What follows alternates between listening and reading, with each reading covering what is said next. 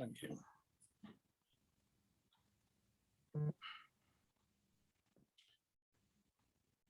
Right, let's make a start then. So good afternoon. I would like to welcome you all to this meeting of the Business Board. I'm pleased to welcome members of the press and public who are able to join this virtual meeting online. Also, a special mention to Sheila Duffield. Sheila is a third-party consultant undertaking an independent review of the Business Board, and she's tracking this meeting in the background. In terms of technical arrangements, the meeting is being held by Zoom and will be live recorded for governance purposes. If you experience any technical difficulties during the meeting, please refresh your connection in the first instance. If it becomes apparent that we have lost members and are no longer quorate, it may be necessary to adjourn the meeting. I will begin by calling the names of all members of the Business Board in alphabetical order to establish their presence for the record. Tina Barsby. Yes, I'm here. Hey, Tina. Councillor Wayne Fitzgerald. Okay, Mike Hurd. I had apologies from Mike, but I'd seen you, yes? Yep. Thank you. I'm going to leave at 3:30, that's all. Okay, thanks, Mike. Faye Holland. Yep. Hi, Faye. Mayor Dr. Nick Johnson. Present, ready for the new year, ready for everything. Brilliant. Amir Cahill. No, Al Kingsley I've seen. Alston, yeah. Jason Mallard. Hi, everyone. Jason. Andy Neely. Hi, all. Andy. Nitin Patel. Yeah. Nitin. Rebecca Stevens. Afternoon. Hey, Rebecca. Andy Williams. Happy New Year, Austin. Andy, and myself, Austin Adams. Well, very, very happy New Year to everyone. Hope everyone is suitably refreshed after the holidays and raring to go with 2022. We're also required to record the attendance of the Business Board Section 73 officer. So could Rob Emery please confirm his presence? I'm here, Chair. Thank you, Rob. This is an opportunity to declare any pecuniary interests or any other conflicts of interests. Do members have any conflicts to declare? See, Wayne's joined us. Hey, Wayne, Happy New Year to you. You all? Okay, I'm not seeing any hands raised. Shout if I've missed anyone. Then on to the minutes of the meeting of the 8th of November. We're asked to approve the minutes of the meeting held on the 8th of November 2021. So can I ask any member who does not agree with this proposal to click the raised hand function?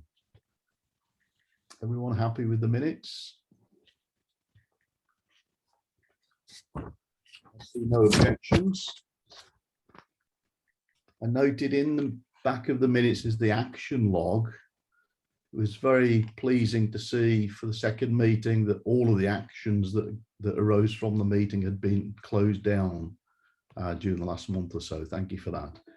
I'm not going to go through the action log, but there are some long-standing actions which are due over forthcoming meetings. So we'll pick those up when we get to the forward plan at the back of the meeting. So thank you, officers, for that. On to the fuller agenda then. We'll start with item 2.1, the budget and performance report.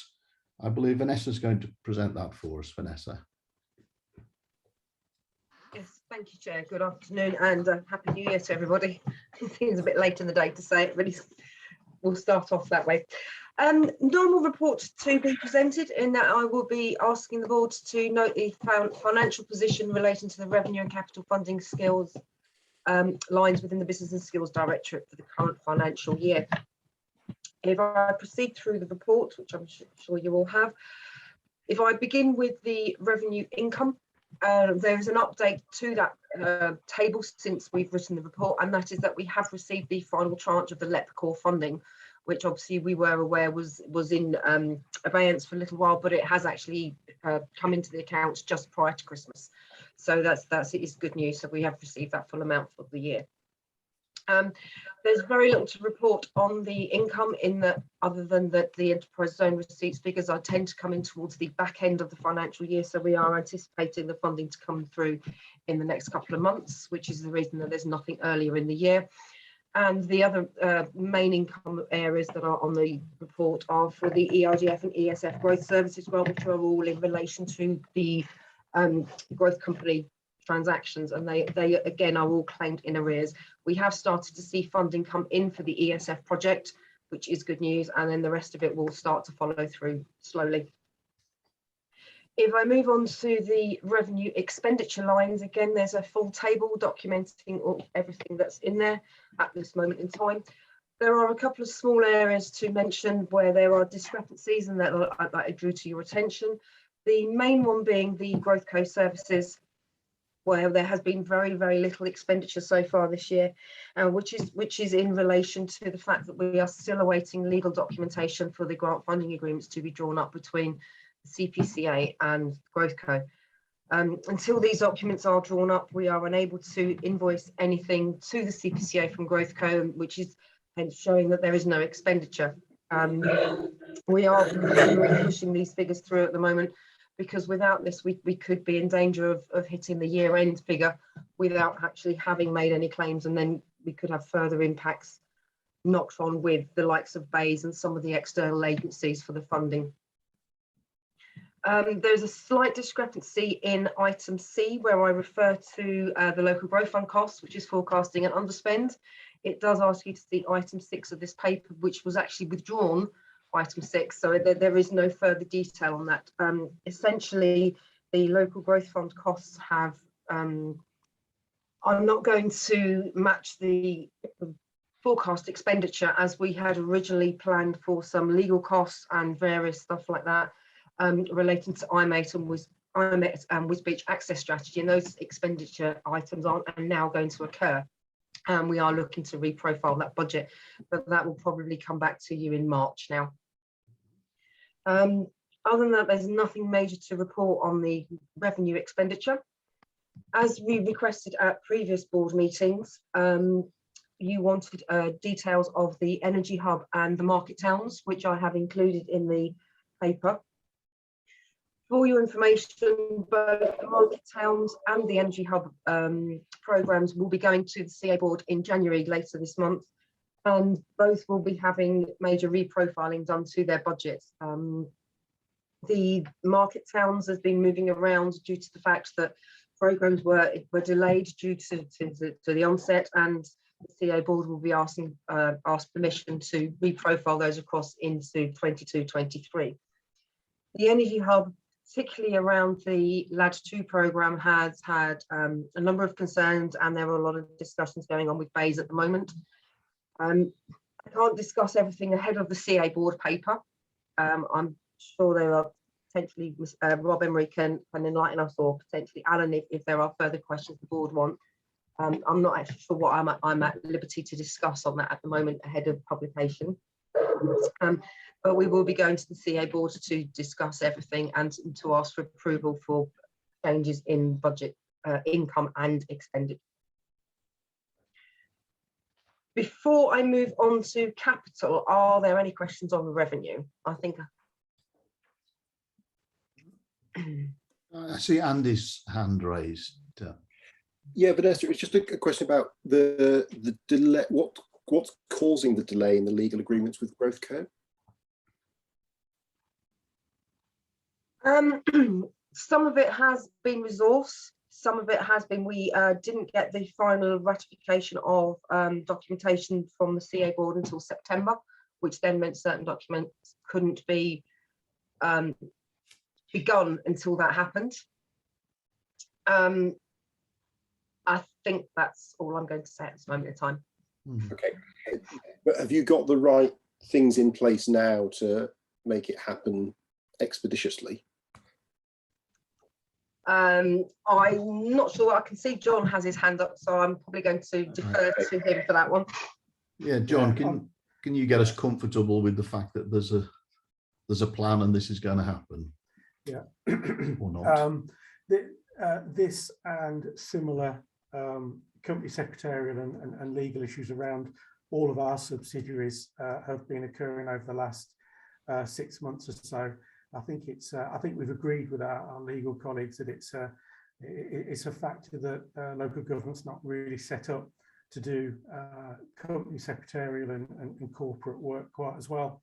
And I have agreement with Robert Parkin, our Chief Legal Officer, that we will find a specialist provider that does corporate and company secretarial work and outsource this stuff to them across all our subsidiaries. So yes, we do have a resourcing problem. It's not going to get better without outsourcing it, but there is a plan to do so. Do you anticipate the problem going away in short order, though? It's not something we're going to need to discuss again at the next meeting, or? I'm hoping that we have providers taking over this work within a month or so, Okay. before the next board meeting. And I would just like to add to that, that these agreements will need to be in place before the next board meeting, because we do need to have these agreements done and invoiced, because we need to evidence expenditure to the likes of BAYS and ESF and ERDF to actually claim the money. So if we don't, we do have an issue, but are doing everything within our powers to get that to happen. Vanessa and I are escalating this to chief executive level as we speak. Okay. You copy me in on that, John, please. Yeah, I will do. Just Yeah, as a reminder. Andy? I was just going to come back on that and say, I think if this remains a risk, then it would be worth just flagging it to the board to let us know, because otherwise we could. I mean, it's not long to the end of the financial year, and as Vanessa's saying, if we haven't got the agreements in place and can't do the invoicing, we could find we've got all sorts of financial commitments, but no way of reclaiming the money that we owe people, which is going to be a slightly awkward situation for a board to be in. It is a risk at this moment in time, and it should be on the business board risk register potentially, but it is something that we are, as John has said, escalating and doing our best to resolve. Okay, Vanessa, let's move on from revenue. I am aware of some of those issues. They look fairly straightforward to me, frankly. I'm struggling to see why it becomes such a big problem. But anyway, let's move on. Thank you. So if I move on to capital expenditure, or capital income rather, the only monies that we were due we have received this year, which is for the Getting Building Fund. Onto the expenditure, we have some remaining LGF projects that were carried forward for the year, and then we also have a couple of other projects such as the University of Peterborough and a couple of recycled projects within there. At this moment in time, most of those are looking to spend within the areas that, or the budgets that they've got, and all projects are forecasting the actual spend within the year. There are two minor differences.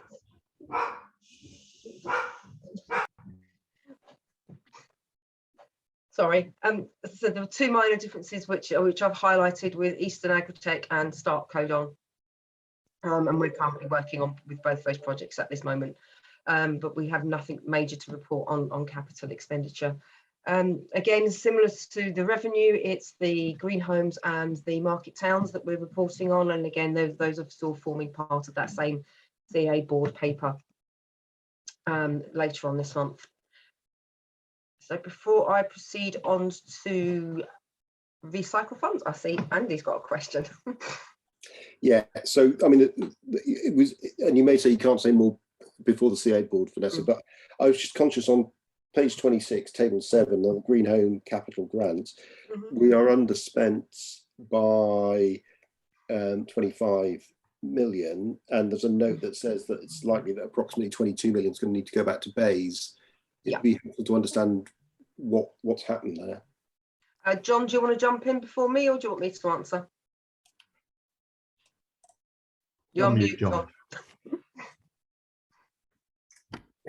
John. Yes, I will jump in. Thank you. So yeah, the program for this particular 78 million tranche has been dogged with problems. They include a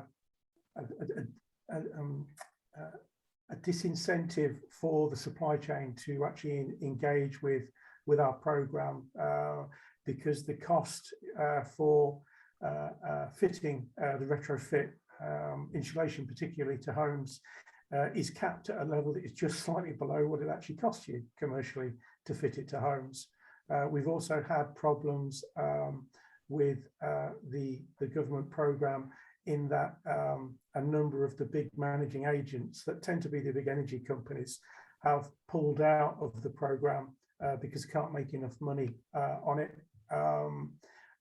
And the government at the same time has been running a parallel project with the energy providers, where they're obligated to provide similar grants to their customers for energy efficiency, which has been competing with the program.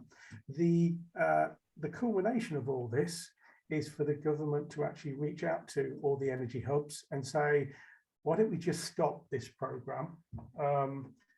You complete and give away as much as you can, which is probably going to be about 45 million, and return to us what you can't by the 31st of March, which will be 25 to possibly 30 million. And actually click across to the next program, which we already are in receipt of 113 million for, but under new program rules, so that they can regulate the market. Basically, we've got a national program that hasn't really been designed very well and has failed. So they want to stop it and restart on the 1st of April with a new set of funding and a new set of rules that are attempting to overcome the problems that really have been designed in from day one. And to support John on that one, I'd just like to add that this in no way impacts or reflects on our energy hubs performance. They have got no criticism of what we have done. In fact, they've asked our energy hub to lead on the templates for the recovery plan across nationally, and they are also in the process of awarding us some more money, which John hasn't mentioned yet, which was part of the board paper, for other programs. So yes, we do have to repatriate some funds, but they are in another hand, they're giving us funding for other projects as well. So it's no reflection on what we have done. This is a national recognition of the failure of the program.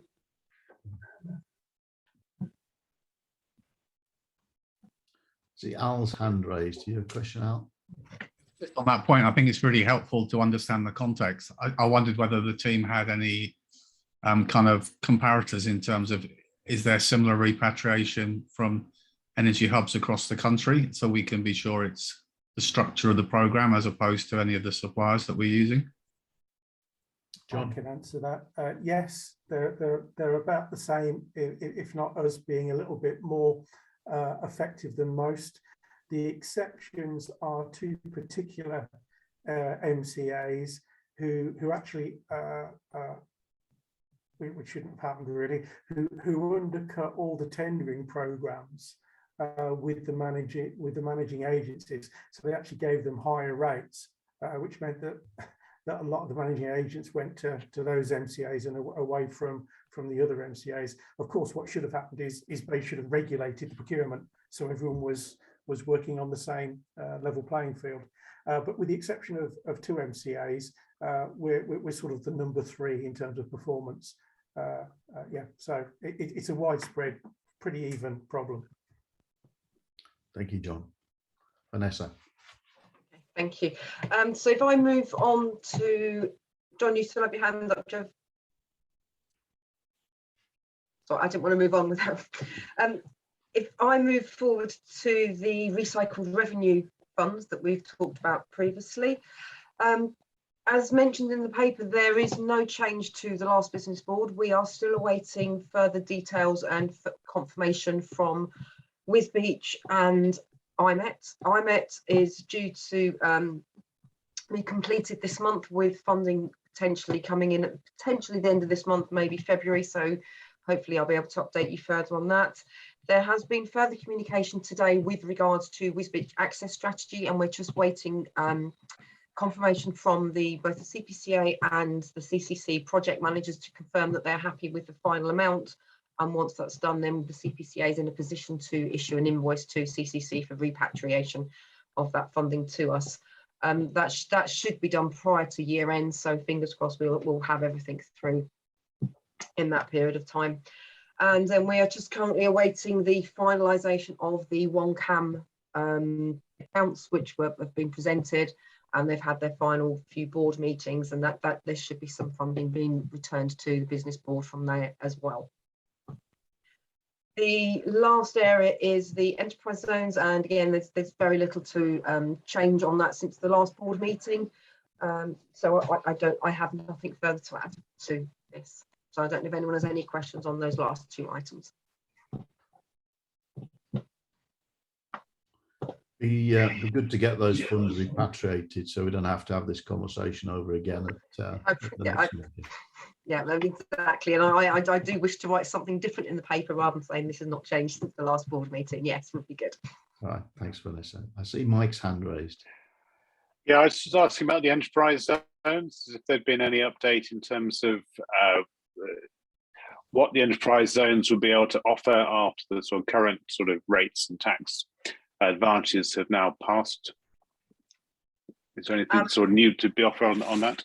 I would need to defer to Dom on that one if possible, because I don't know all the intricacies on that.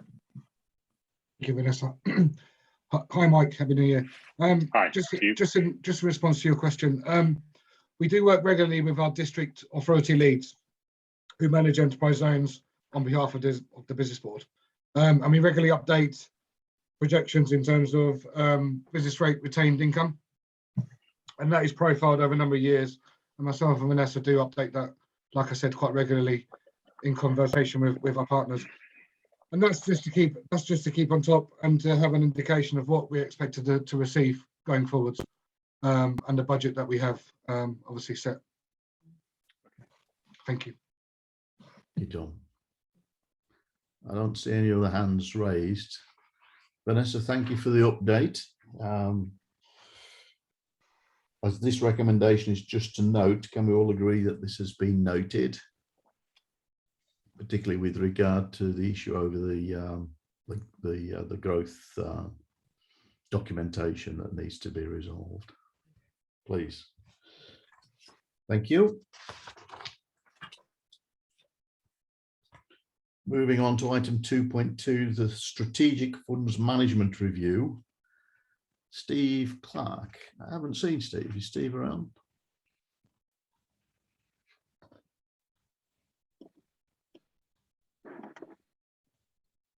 Hi, welcome, Steve. Yeah, hi, good afternoon, Chair, good afternoon, Board. This is the usual update report on strategic funding programmes.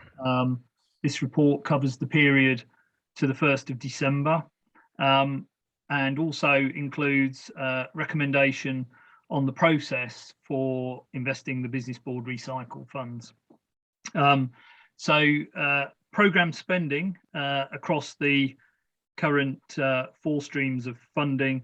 So the local growth fund programme closed on the 31st of March. The expenditure we'd achieved until the 1st of December was 141.4 million out of 146.7. So as Vanessa has already indicated, we've almost got through that original award, and we've got 2 projects which will continue as at the end of this financial year with their spending. The 14.6 Getting Building Fund is fully awarded, and the 827,000 grant to Peterborough City Council for the car park is almost done. The grant funding agreement is all sides agreed and is currently sitting with them for final sign-off. The remainder of that funding is already invested in Propco 2, and that project is well underway. The 2 million that the Business Board awarded in June to the University Phase 3 project obviously now was conditional on the 20 million Levelling Up Fund, which was secured, and we're just working on funding agreements, which will be part of a new shareholder agreement, a Propco one, for that funding to be invested by the end of March. Programme monitoring, the Business Board is asked to note the latest updated monitoring report at Appendix 1. The monitoring report shows an increase in jobs actually created to 4,865 by December. So some added graphs in Appendix 1 which show the cumulatives to date plus the actual spread across the year, the performance in each month. It's worth noting that we put on almost 2,500 jobs during 2021 to that total, which is good to see. It means the projects that the Business Board backed in 2019 and 2020 are starting to fulfill their mandates. The Business Board is also asked to note at Appendix 2 the 6-monthly monitoring report on the LGF programme, which was submitted in November to the Cities and Local Growth Unit. Community Renewal Fund update. We received the grant funding agreement in December from Department for Levelling Up Housing Communities, which has now been signed off by the Chief Finance Officer and sent back. We're now preparing flow down grants to be included into, so the funding can channel into Peterborough, Cambridgeshire and Peterborough Growth Company, and this then to enable contract change for the Growthworks contractor, and that's all happening in parallel. Also, as one of the projects, the Start and Grow CRF project also includes match funding from 3 local authorities, and we're just prepared those funding agreements, and they're out with the 3 local authorities getting their agreement at the moment. Mobilisation of the 2 CRF projects has started at risk. Activity actually started before Christmas, with the Turning Point already launched out on social media. And later this week, Start and Grow will be launching out on social media as well to start building pipeline of interest for those programmes. Recycled funding, the investment process. At the meeting on the 24th of November, the Combined Authority Board approved the strategy that the Business Board had recommended in terms of investing and awarding the recycled funding. The strategy was broken into a 2-part approach, with the agreed strategy for Category 1 having slightly changed since that agreement. It's slightly tightened up on the basis of fairness and the required approach to meet the National Assurance Framework. This being that we were going to run a focused call just to existing LGF projects, but actually to comply with the National Assurance Framework and keep in line with our own local assurance framework.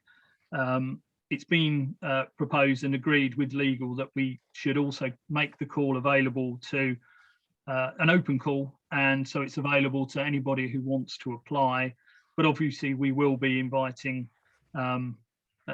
everyone to be able to apply. The Business Board is asked to note this change from the previous meeting, and this is a revised approach to Category 1, and recommend this approach to the Combined Authority Board. 6.2 in the paper sets out the proposed process and criteria for Category 1 in 7 steps. This category targeting short-term extensions to existing or new projects. The Business Board is asked to consider and recommend to the Combined Authority Board these particular steps, criteria, and the further detail on the process and criteria in Appendix 3, which also includes the online EOI, full application, and the project assessment and scoring details. 6.3 in the paper sets out the proposed process and criteria for category 2, set out in 8 steps. This category to provide projects with high leverage funding to match with other streams, or projects which are coming forward with very high leverage from the private sector and high value for money outputs. The business board is asked to consider and recommend to the combined authority board these steps on the process and criteria, and further detail on the process, including the project call criteria, scoring criteria in Appendix 4. Also, there is the expression of interest, full application form, and the project assessment and scoring criteria. The process for category 1 is to be launched immediately after the combined authority approval on the 26th of January, or 5 days clear, I should say, after the decision. But the process for category 2 will not be launched until the government announces the criteria and process for shared prosperity fund and levelling up fund, I would hasten to add, which is likely to be in the spring budget in early March, or could be sooner, and we'll launch when that comes out. The business board is asked to recommend that the combined authority approves the proposed process for investing the business board's recycle funds as set out in this paper, and includes the change to the strategy that was agreed at the November business board meeting for category 1 to proceed with an open call. And then just to round off future funding, we still await details and criteria for the UK shared prosperity funding. Again, expecting that the government now may announce in spring 22. The Business and Skills Directorate are developing a broader economic growth skills strategy that will encompass strategically important interventions and projects which the business board may wish to lead on when the call for projects is launched. I'll end the report there and happily take any questions that the board have. Thank you, Steve. I don't see any hands raised at the moment. Oh, Tina, sorry. Yeah, just a quick question. So there'll be 2 grants of 400k each, and then 200 left over. Yeah, we put it in the range of, meaning with some flexibility. Otherwise, people may apply specifically for the amount that's given, and in reality, we may get grants. We will, as we discussed and agreed at the last board, we will entertain slightly higher amounts if they are offering exponential benefits. So it's a broad in the range of. And obviously any money that's over is still in the recycle pot and will be added to category 2 and whatever else we do next with the funding. I see Rebecca's hands raised. Rebecca. Yeah, hi Steve. A bit in line with Tina's question. The criteria for category 1 is quite tight in terms of being able to mobilise 4 weeks and generating a 50% increase in the original number of jobs and value for money. Is that purposely designed to mean there's not going to be a lot of firms that come forward, and because we don't have vast amounts of money, or is there another reason behind this? I suppose in line with Tina's, based on the 400k, you're going to get 3 maximum getting grant fund here. Yeah. John's put his hand up. I don't know if he wants to come in on this one. Yeah, I mean, it's mainly so that we can be confident that we can actually have an impact on COVID recovery. So we've focused on really projects that we've already got going that can really quickly mobilise an extension so that we can get an impact in COVID recovery. And actually looking at a number of the projects we've got running, we actually think we can be ambitious with the amount of extra value for money that we're asking for. You know, if projects come forward, they can't give us 50% improvement on outputs.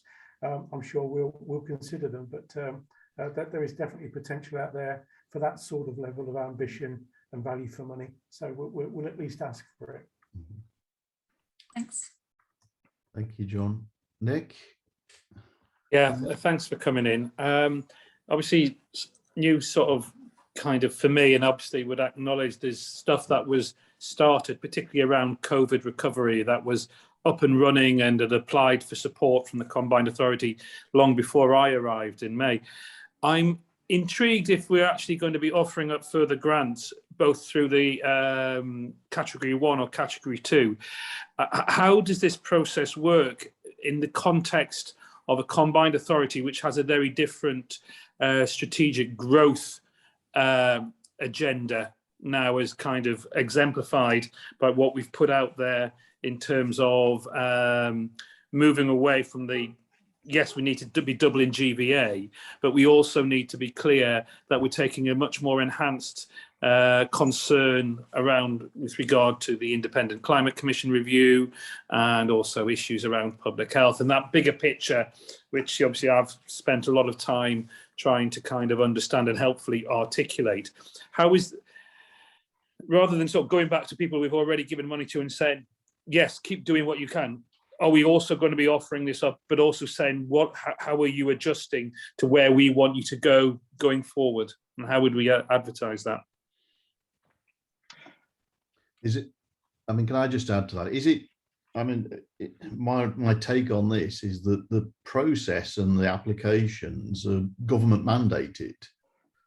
It's not of our design, Nick, to decide how we choose these things. This is what a process we have to follow. Yeah, I was just going to say, although we term this as recycled funding, and in some senses it having been out under the original award to us as local growth fund, we are saying, you know, it becomes a locally managed fund. The reality is we're still having to report what we do with it through the same process as LGF, and we are still bound by the same criteria. It still remains capital, which is how it came to us, and we, you know, if audited later, we would want to be sure that, you know, the fund was managed in line with what government gave it to us for in the first place. Okay, well, that's answered the question then. So, I mean, I'd be interested, having not been part of it in the original thing, if I could get an understanding, be it through a briefing document. I mean, I'm sure the actual original document is hundreds of pages long. Yeah. But if Steve, you could provide sort of some clarity for me as to kind of what the bids were being measured against in the past, I'd appreciate that for and maybe others would as well. But for me, I'd appreciate that. Yeah, no problem. I got one question. I don't see any more hands raised. I'd just like to circle back on the open call issue, Steve. We debated this from a process point of view at the last board and agreed what we were going to do, but it seems you coming back and asking to change it now. Why? Yeah, well, a couple of reasons. One is the local assurance framework, our own one, hasn't yet been amended and adopted to facilitate this. And the other reason is obviously the original funding was given exactly as we said under particular criteria, and it was governed by the National Assurance Framework, which states open call. So we did use an exemption. We asked the board to provide to exempt itself from the National Assurance Framework in June to be able to award the university, but as I say, the legal team and monitoring advised that perhaps that wasn't wise to do that again. And actually, it's probably a much safer and transparent and a fairer process to actually just open it up. As has already been pointed out, the criteria is quite tight anyway, so it may well self-select, you know, what's possible and what's doable, and you know, no one's then going to sort of say we didn't run a transparent and open process. I guess the balance is transparency versus administration, isn't it, Steve? That's exactly the point I did make. We're about to embark upon a huge piece of administration for two or three allocations of funding, and we know where they're going to have to go anyway. So Sorry, Andy, I missed your hand. Andy Neely. Yeah, no, it's just building that point, Austin. So Steve, I understand the rationale for the change for category 1, but then why doesn't that apply to category 2? Because we've limited category 2 and said that it's only going to be for LUF and shared prosperity fund bids, which in turn are not open. So we seem to be contradicting ourselves. No, category 2 does also state, I believe, he says, going back to the paper. It says an open call, but then it constrains it by saying linked to SPF or LUF round 2 bids. So there are some constraints around LUF and SPF, aren't there? Yeah, no, correct. I thought we'd included that it could also include any private sector leverage, because it was about the high leverage. So yeah. That clarified, Chair. We did Yes, agree. John. Sorry, if you've got something to add, please. Yeah. We did agree at the previous board meeting that this category 2 we would prioritise, not exclusive. And I think it was you yourself, Andy, who made the point. If a really brilliant project came along with no leverage, surely we'd still do it. And we responded then and said, yeah, absolutely. But what we did agree at that previous board meeting is that we would prioritise, not least because we know there's a huge amount of money coming around the corner, and it does need local match. We would prioritise bids that could offer significant leverage, being things like private sector, LUF and SPF. But we also agreed in that meeting with your intervention, Andy, that if equally if something came along that couldn't offer leverage, we would still judge it on its own merits. It's about the outcomes, not the leverage you get. Obviously, if you get lots of leverage, chances are you'll get a lot better outcomes, but not necessarily if it's a great project. So we can make sure that that's clarified in the call. It does. In the appendix, where there's a table that sets out the criteria at the top, it does show in bold SPF, LUF, or in bold high value for money projects linked to the economic growth and skills strategy. That's exactly how we worded it in the paper. So it doesn't necessarily pin it all on LUF and SPF.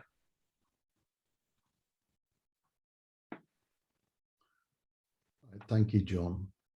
I mean, perhaps a suggestion, Steve, on the category 1, when we put the call out, could we heavily caveat it with a qualification of what's likely to make the cut, so we don't get a whole raft of business folks excited and spending time filling in applications for something that's futile, frankly.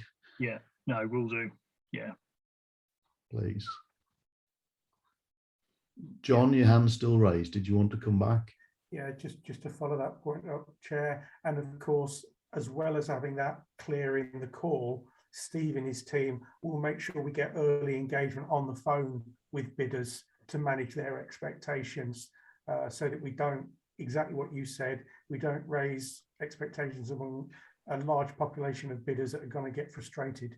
So we will manage it. And it's a bit regrettable that we ended up having to do an open call, but legal colleagues were quite insistent. We are using an online screening set, very simple screening at the front, so we will use that to make sure that people don't progress any further than that unless they've got a project that's got a serious chance. Mm-hmm. Thank you, Steve. Are there any other questions? All right. Well, Steve, there are 3 recommendations, and note the updates. These recommendations need to go forward to the Combined Authority Board as well. I'm not proposing we have a vote unless anyone wants to speak against carrying those 3 recommendations. Can they raise their hand or make it known? Okay, I'll take it that there are no objections, and I'll take that to the Combined Authority Board for approval. Thank you, Steve. Thank you. All right, moving on to item 2.3, the Growth Works Management Review. And I believe we've been joined by Alan Downton, Senior Responsible Officer of GrowthWorks, who will present the GrowthWorks Management Review, along with Nigel Parkinson, Chair of the Growth Co. Welcome, guys. Good afternoon. Hi, good afternoon, Chair and board members. Add my Happy New Year to the proceedings. As ever, I'll introduce the session with some opening remarks, and then we'll pass on to Alan to talk through some of the detail. One of the things that we're conscious of is that these reports are always in arrears, and we're now at the end of December, so I thought it'd be prudent just to give you a little bit of insight as to how things are as of the end of the year. We do have our December results that are still subject to scrutiny and review. We have our review meeting with the consortial partners next week. But just to let you know that in terms of the overall metrics on virtually all of the KPIs for 2021, we've either met or exceeded them, which is very pleasing. I do pause a little bit because we know that the first year was always going to be the easiest of the 3-year program. But that being said, we've started relatively well. And the other positive news coming out of it, from what we can see, is that the run rates on the service lines coming out of the back end of Q4 of 2021 are looking very promising for the first quarter of 2022. So it looks like the things are ramping up, because that was a concern that we mentioned at the last board meeting when we were in front of you. The other comment I'd like to make also is around customer satisfaction. We debated this at the last board meeting. And I remember with both Andys, we were talking about our plans to bring in the Net Promoter Score process. Again, we've just got those results off the back of the last quarter. And we surveyed 50 companies. We had a 44% response rate, which is disappointing. One would hope to have a higher number than that. And our intention is to push harder in the next round. These will be done quarterly. But out of that response rate, we had a Net Promoter Score across the total service lines of 68%. And for those that aren't familiar with Net Promoter Score, that would be classed as excellent. And we're 2 points away from world class. So it's pleasing, but based off a sample size that we would like to see increase the next time round. We will be doing a deeper dive on the response rates. One of the main issues that we're getting at just in terms of commentary is that we're being accused of being a little bit slow in paying the capital grants. So we'll look into that. And we had one distractor in all the results, and again we'll follow up that separately to see what the reasons were behind that particular case. Looking forward, so it's out to see now in the next board meeting. Key areas of focus, I think quality is our quality of the coaching and the triaging process. The question that I posed to the consortial partners is the whole program was focused on us reaching the top 1,000 growth opportunities or growth companies out of 37,000 companies operating in the region. And how do we know we're reaching them? And so that's the question that we've poised with the consortial partners, and we're doing some desk research to kind of understand how we're doing it in that. And so again, I hope we'll report back to that at the next board meeting. Many thanks to Mike and Nitin. Both Nitin and Mike and myself have been involved in one-on-one observations of the coaching program. So we're getting a good sense as to the quality of what we're seeing. I think generally we've been pretty pleased. I'll let Mike and Nitin can comment separately, but certainly it seems that at a qualitative phase, things look pretty good. But we are doing some more deeper questioning into the coaching partner of the consortial group to ensure that we've got the quality that we need going forward. The other area of focus is burn rates around capital grants. We have had a high rate of grant applications. And well, yeah, obviously this program runs for 3 years and we don't want to give all the money away right at the outset. So the investment panel, myself and Nitin as well, who's on the investment panel, we've been challenging ourselves to make sure that we're putting in place the right structure to ensure that we're reviewing every grant application and being very clear about what our expectations are in terms of growth, not just in jobs, but also in terms of economic value. But it also allows us to do some of the things that the Mayor talked about earlier, where, for example, we're looking at climate change and sustainability. And we've got a good example around a plastic company that we dealt with, where we were challenging them about their sustainability programs going forward. So overall, looking pretty good, but as I say, a pretty high burn rate. We're a little bit conscious of what we refer to as grant junkies, companies that are constantly on grants, but aren't necessarily investing their own shareholder money. So we're challenging that as well. So those are probably the two areas where we've got the most focus going into the next quarter. I would have mentioned secretarial support, but I know the board discussed that earlier, so I'll let that pass because I know that the actions are already in flight around that. And then finally, just a couple of points before passing on to Alan. I'd just like to take the opportunity to thank John Hill for all of his hard work behind the scenes on this particular programme. And I've been very grateful for his mentorship and counselling over the last 10 months since I joined. So thank you, John, for all of that. And I'm also pleased to report finally that Alan, since the last board meeting, has now become a permanent senior responsible officer for us, leading this programme, which I think, given John's change of roles, is going to be critical to us to keep the consistency of the programme. So I'm delighted that Alan's going to be with us. And then on that note, I'll pass you to Alan to talk you through some of the more detail. Thank you, Nigel. Good afternoon, everyone. Okay, the report goes to the 31st of October. Obviously, Nigel explained the lag. I'm just going to go through each of the sections quite quickly. So on the growth coaching under section 3, 3.3 gives you some idea of the enrolment by size on the coaching. It's a nice blend across all the segments. So if you look at 3 to 9 employees, 10 to 50, 50 plus, which is good to see.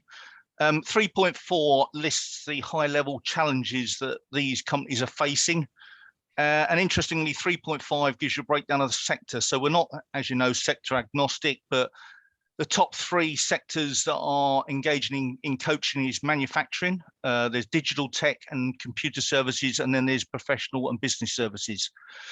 So that's all good. And then on the other side of the coin, which is the growth hub, and I'll start pulling out some more stats as we go forward. But from my analysis, if you go back 8 months, the Growth Hub were doing a lot of short calls with companies, averaging about 10 minutes. And these were very reactionary because of the marketplace and the economic outlook. At the moment, this is now moving to more in-depth discussions, so there's fewer, but they are far deeper. So the average call time is around 40 minutes plus now, which is very encouraging.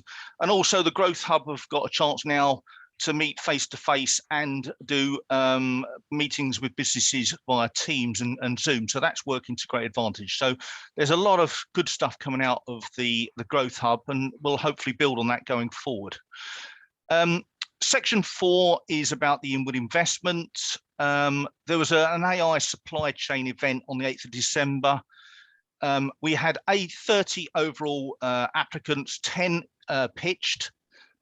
Gately held a round table with each of the panelists to discuss their views and findings. Gately have now planned one-to-ones with the 10 during January, and we'll also meet up with those that didn't. So it's the other 20. And it's safe to say that inward investment has an incredibly healthy pipeline. Still a lot more there that can deal with efficiently and effectively, but we are working with another partner organisation and looking at their staffing. And one of the things we are doing is asking them to bring forward some of their staffing at risk to assist in this. But even with that, it then causes problems towards the back end of the programme. And similarly, that's where we'll probably go for an application for some LGF recycled later this year, or SPF, to see where we are. On the skills side, which is section 5, 5.7, it's safe to say that the CEC contract has had the highest performing year of the combined authority holding it. So again, very, very, very useful. They've got healthy pipelines for Q1 year 2, as Nigel alluded to. The Careers Hub was launched at the end of September to 30 out of the 72 schools and colleges, and a lot of work is being dealt with on there. Section 6 is grants and equity. As Nigel alluded to, there's a fully functional investment appraisal panel. We've got monthly meetings set in, and I've joined the board now as a voting member. 6.4 gives a year-to-date spend, actual versus forecast, and the average grant value. I mean, it's safe to say that we are burning hot. But interestingly, if you look at it at its point now, the average cost per job is around 4.2 versus an expectation of 7.5. So actually, it's a good news story. So let's not detract from the fact that although we're burning hot, we are creating more jobs and hopefully better jobs. We are looking, there are some aspects in 6.4 which informs that, you know, the business board where we're going with reducing the upper cap from 150k to 100k on the capital grants. And as Nigel alluded to, we're enhancing the qualitative score so that we can look at the impact of climate, etc. Sorry, green. Section 7, we informed you all that we are looking at a performance and intelligence portal. That's been designed. We are working with the local authorities this week and some of the business board members and the skills committee to do some training this week, and then there'll be some user testing. So that will give you, those that are on here on the training, will give them some idea of what's available. But subject to that being successful, then the plan will be to roll it out to all the business board members in due course, and the skills committee. That's that. And then on the qualitative assessment, Nigel's really picked up on that. We're on with that at the moment. And then with marketing, comms and events, I'm working with our IT department to set up a SharePoint folder that gives you access to see what the 120-day marketing plans are for each of the service lines, but more importantly, what events they are sponsoring or going to on the growth works that we might want to piggyback or be involved in. I feel that is the end of my report. Thank you. Thank you, fellas. Excellent. Always nice to hear good news.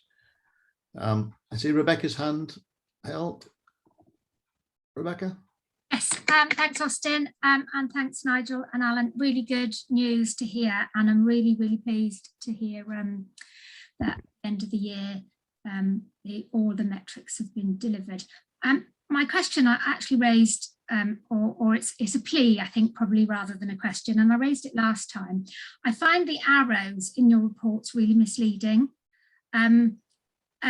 The arrows, and if I look at the sort of main dashboard on 2.1, the arrows under actual outcomes in Q4, they're all green arrows going up, but by my understanding of it, it's not possible to get anything but a green arrow going up unless the answer is 0 and there's been absolutely no work done, because it's an increase on what went the previous quarter.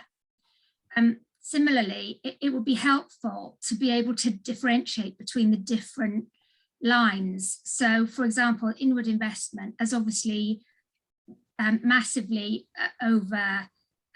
performed this year, and even at the end of October was performing at 570% and 200% above target. But the growth coaching was performing at 60% and 80%, which at that time of the year, if it had been a consistent run rate, are both behind where it should have been.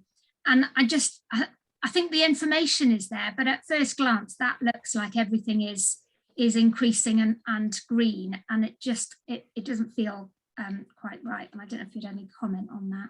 No, Rebecca, I did take your point on board, and I've had a few reports back from local authorities on the same. So we are talking to Gately's as to address that.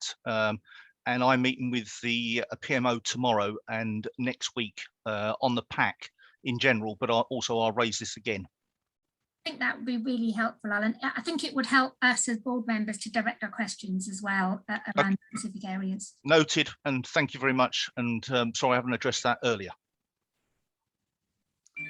Thank you, Rebecca. Just so we don't lose sight of that again, can we just capture that as an action item in the action log, please? Thank you, Rebecca. Andy. Yeah, thanks. Really, really helpful update.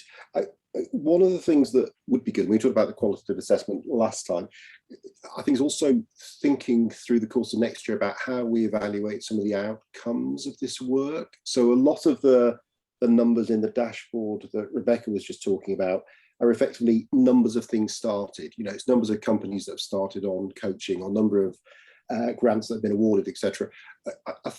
I know that attribution of this stuff is difficult, but at some point in the next 12 months, it'd be really good to start to look at the impact of some of those programs and say, of those companies that went through the growth coaching, actually what happened to their business? Has it grown? Have they become more competitive in some way? Have they improved the quality of the products and services? You can think about different types of criteria, but we don't just want to count the number of firms that we stick in this machine. We want to know the machine's actually working. Andy, it's a very good point, and we've certainly raised it at the contract meeting in December with Gately's, and that's one of the reasons we want to do this qualitative assessment. But yes, we want to do a more informed judgment going forward, so we want some criteria around it. So I'm happy to take on as an action and report back. Thank you. I think Nick. Yeah. Hi. Thanks, Alan. Thanks, Austin. It was obviously there's comment about you burning hot on grant applications. I was just trying to get a feeling from the way that you're presenting as to how many grant applications haven't been given, and how we have been sort of prioritizing the choices about where the money gets, kind of which companies get what. Okay, just simply, Nick, on the sorry, Dr. Nick, on the assessment, there's a scorecard they have to fill in. So one of the first scorecards is where they are in location. Are they in the Fens? Are they in Peterborough? That gives a slightly higher weighting than Cambridge. We then look at whether they have are looking at apprenticeships as well as jobs, the value of those jobs. So there's a number of different qualitative assessments as part of the scorecard. I haven't to hand how many haven't received it, but I could furnish you with that information. I think it would be of some interest to me, because I mean, I know you're obviously saying that you've got a concern that these grants have been given out, but maybe actually you've been really quite, you've actually been quite tight, and you could have given out a lot more. So maybe you beat yourself up unnecessarily. I think the only other thing I'd add, thanks for that, and I guess I would appreciate the information, is that again, it's a similar sort of question, bearing in mind that this month, speaking on behalf of the board, there's a whole process of the different constituent board members.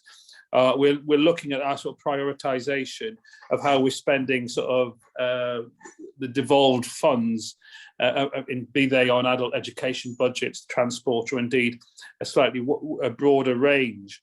And again, I would, bringing in the new combined authority in the way that we're looking at it, I'm keen to understand, in terms of the process of assessment, are we aligning the decisions about where to make these, obviously some of them excellent investments and grant gifts, are they in line with issues around the Independent Climate Commission?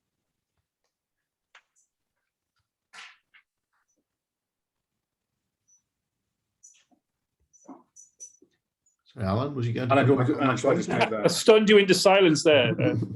I think Alan's frozen. Yeah, if I could just take that. without Yeah. imposing. I think the short answer is yes. Maybe not all of what you've talked to there, Mayor, but certainly the example I gave, we do have sustainability we have a weighted spreadsheet that we're scoring against, and sustainability is one of the things that we're looking at. You mentioned something. I think we talked about well-being and society. From a health perspective, that isn't on there, but maybe that's something we can look at when we look at the types of industry. I'd also like to go back to your question about this kind of burn rate. One of the things that we need to also look at, and we'll have that probably in the next report, is as an investment panel, we don't always see all the requests that come in, because a lot of the requests get triaged by the coaches. And so for the investment panel ourselves, we say, do we really see the cream and where the discussion is? And I think one of the things that we're finding now particularly is that a lot of the grant applications we get are looking for 100% of the money. So you think about it a bit like Dragon's Den on TV, we want 100% of the money. And we're challenging that quite dramatically in terms of, and so what we're finding is that we may not be saying no, but we are going back and saying, well, rather than giving you 50%, we'll give you 20%.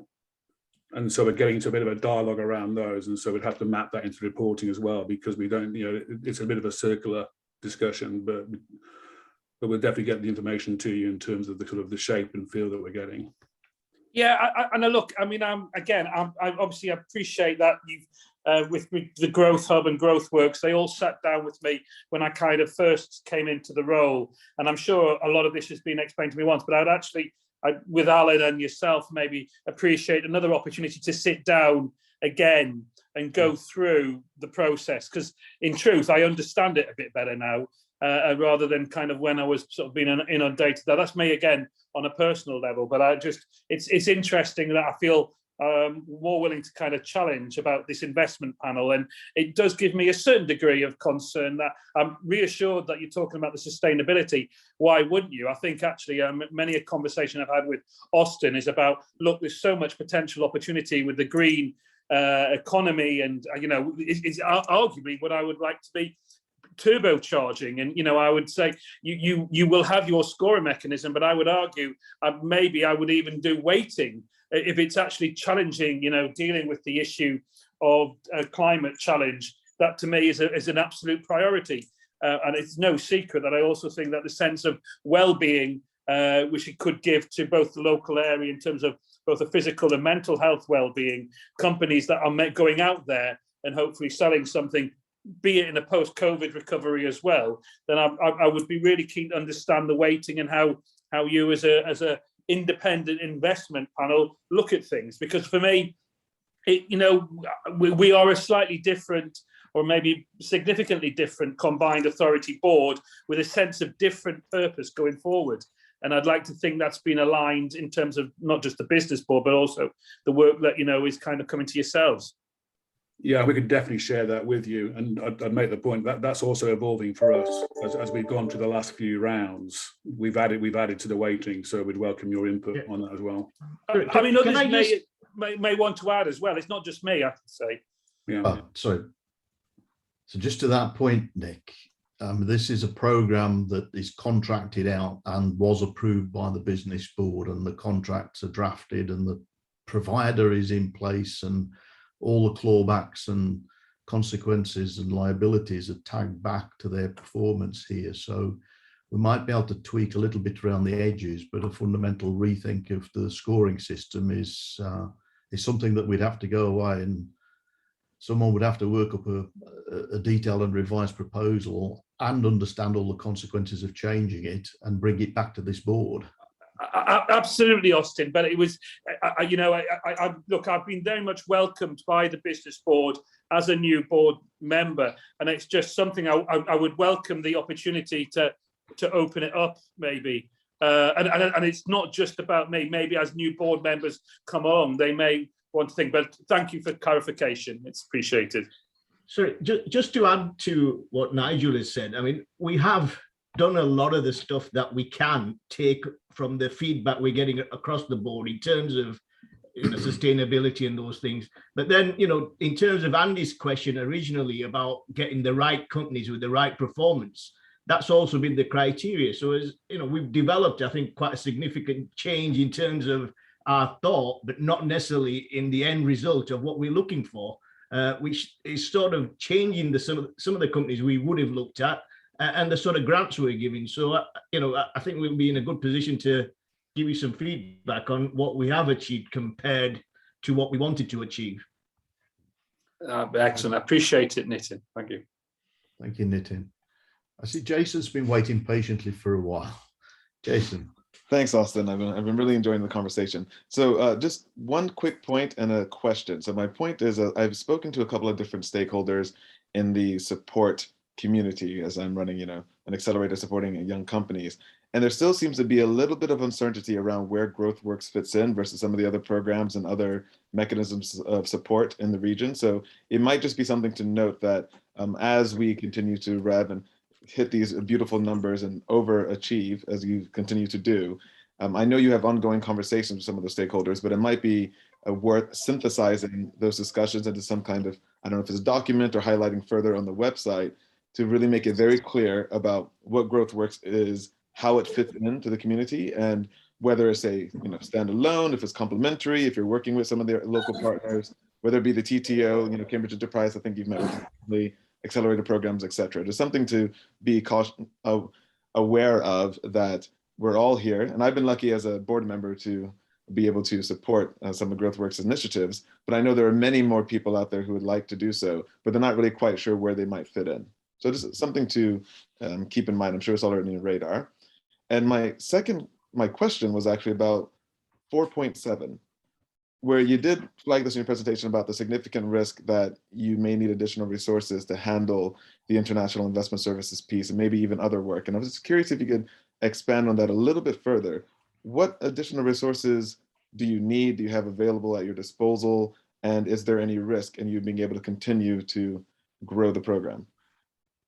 Okay, so on your first point, Jason, very valid. And whilst when we set out to mobilise the service, it'd be worth going back and reflecting on what you've just said. So thank you for that, and I will take that on as an action. On the second point, it is clear that the GrowthWorks Inward Investment team are well known and have done a fabulous job working with partners and stakeholders. And you could argue too well. And also what we've got now is that DIT are not really present in the region at the moment and are retracting their operation to such an extent that we are getting more and more inquiries, which on one hand is rather good, but it's more about servicing those clients. And unfortunately, as you will recall last year when we set the contract up, we had to make some budgetary changes to the service lines to keep within the envelope of the contracted value. And one of them, unfortunately, was the inward investment services because of the impact of losing the ERDF. That's had a knock-on effect. So the team within Gately's is of a small defined. We are looking at just trying to increase that in due course to take on that additional workload and responsibility. I mean, they're doing a fabulous job. And if you look at the CMR, work, they did an inordinate amount of work, which was highly successful. And basically, we just want to make sure we service all the clients in a efficient and effective way. And so John, myself, Nigel are working with Paul and the team just to see what that looks like in the very short term, probably this side of March, and what the opportunities are. Thank you, Jason. Alan, is there not an opportunity to collaborate more so with DIT? You have got infinitely more resource, of course, to do this type of thing. We are, Austin, and we are trying to set up even just, data sharing agreements, which, dare I say, I've been trying to set up for 9 months. Unless they ask for my inside left leg measurement and, it's just really difficult. But in fairness to Steve's got a great relationship, Steve Clark. I've got a great relationship with the regional teams, DIT. John and I used to work for DIT, so we know them well, and also Rebecca Buccanutter and Paul know them very well. So we know who to speak to and when to speak to. It's just that they have changing priorities, it seems. I think it's worth adding, Austin, you talk about collaboration. One of the things that we are doing, encouraging our partners to do is they're collaborating with other ventures, other stakeholders, back to Jason's point, actually. So the likes of Cambridge and so we're looking to utilise other organisations' resource to get those kind of boots on the ground, so to speak. Yeah. I see John's got his hand raised. Do you want to add to that, John? Thanks, Chair. Yeah, just wanted to come back on Andy, the Mayor and Jason's individual questions. On Andy's question, the fact around us currently sort of inevitably measuring what I'd call leading indicators of outcomes, numbers of companies engaged and the activity level with them. We're only measuring those because that's sort of all we can measure in the main at this phase in the programme. But be assured that we're also measuring outputs, but mostly outcomes, which is jobs and quality of jobs. And also be assured that the contractors get their performance bonus paid only on outcomes, not on engaged or activity, only on jobs and quality of jobs. So we are on that. It's just that what we're reporting is a feature of where we are in the programme. Then on the sort of climate change and well-being aspects to what we could be doing with companies, just to emphasise with a bit more depth on what Austin said about the contract, in that the contract was negotiated sort of 18 months ago in a different environment, and as I said, they get the contractors get most of their profit paid on jobs and quality of outcomes. So we will have to be careful, very careful, in what we adjust in terms of asking them to focus on different types of companies or different outputs around well-being. Because if it then pulls down their outcomes and they can't make the money, they'll just say no in the contract. So there's a little bit there, but Nitin and Nigel have already done a lot of stuff in that direction. It's just that it's not infinite. We are constrained by contracts. And then on profile with Jason, we all agreed way back, 2 years ago, this wouldn't be a ubiquitous open to all service known by everybody and enjoyed by everybody. It would be targeting the 900 most high potential growth companies in our area, and actually not doing a lot of marketing, actually doing data-driven targeting of companies. And we've got loads of data sources to try and identify those either in growth, high growth now, or in potential high growth. So we'll never have the sort of profile that perhaps we'd like in that every company has heard of GrowthWorks. But then again, maybe we don't want that in that we'd have too many people who are disappointing. Having said that, the sort of people you're talking about, Jason, are exactly the people we want to know about GrowthWorks. So point taken as well. Thank you, John. I don't see any other hands raised. I've got one last question stroke recommendation. I wonder how we fare when pitched alongside other growth work type initiatives in the UK. I personally have a number of manufacturing companies up and down the UK, and some of them have been engaged with their local equivalent to our GrowthWorks and have booted them out, frankly. There's just box ticking exercises not really adding any value. It would be great if we could get some benchmarking view as to how we stack up compared to others in the UK. I think that would be very helpful. Could explore that for us, Alan, please? Yes, I'll take that as an action, Austin. Thank you very much, Chair. John, did you want to come in on that point? Just to say, a good way of doing that would be through the new DLUC department, because they would have funded a lot of the stuff that you're referring to through ERDF. So they can be a little bit coy about giving information on other people's programs, but I'm sure we can get something from them, especially as we are now a contractor to ERDF. So we can give them all sorts of reasons why we want to benchmark ourselves. Goody goody. Let's try and do that. All right, then, with heartfelt thanks to Alan, Nigel, Mike, and Nitin on the board and managing the program. Thanks very much indeed. I know you guys have put a lot of hours and hard work into this. Very much appreciated, and very pleasing to see the metrics going in the right direction. Thank you. Thank you. All right, moving on to item 3.1, the Peterborough University Phase 3 business case approval, please. Mahmood Farugi, the Special Responsible Officer for Higher Education and the University Programme Director, will present the report, please. Mahmood? I think he's just coming through, Chair. He'll be with us in a second. Right, perfect.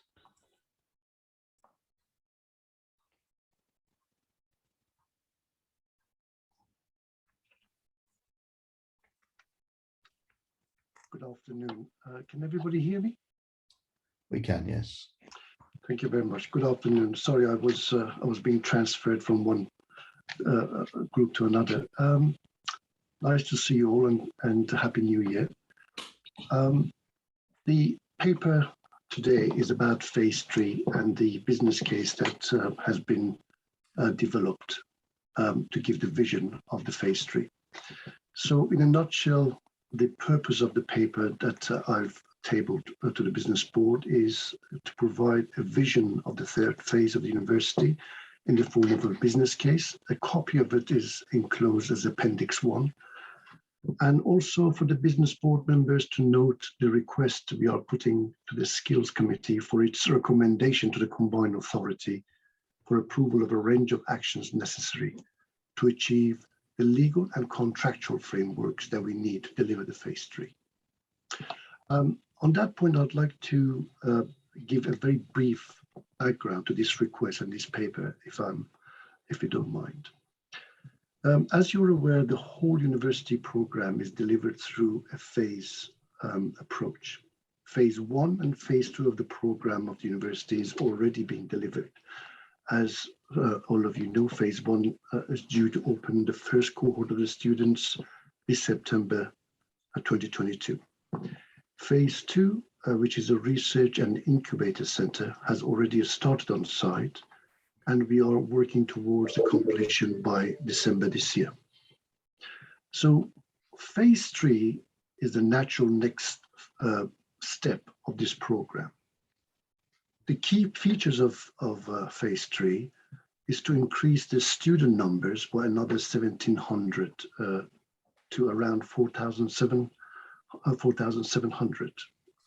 1,000 more students in 24-25, and another, in total 1,750 more students by the end of the cycle for Phase 3, which gives them more stability and sustainability from an operational model in terms of the income generated against the operational cost, as well as other benefits.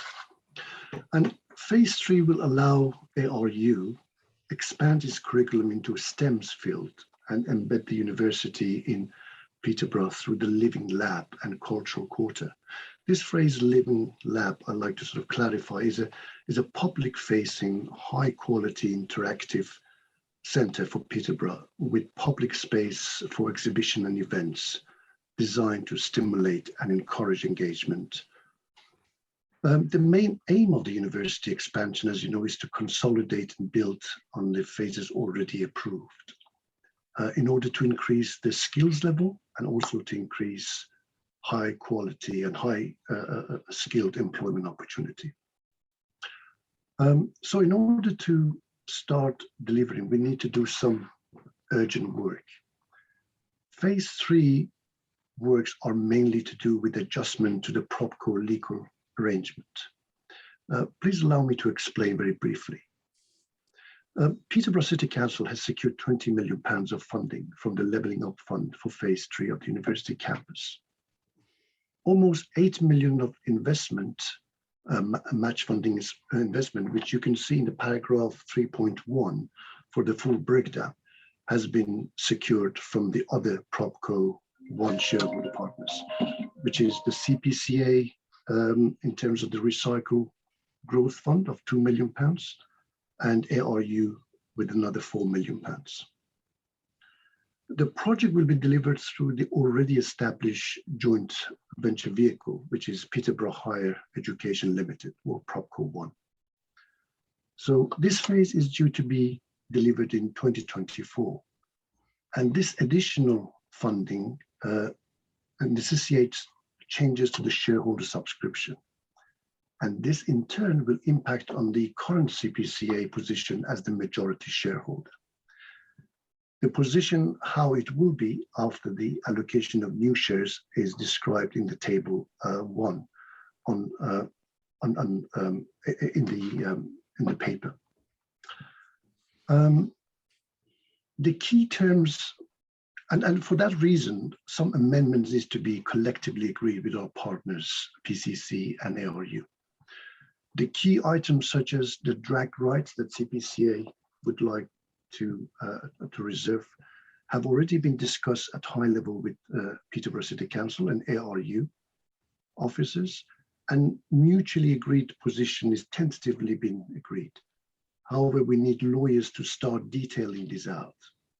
This work needs to start this week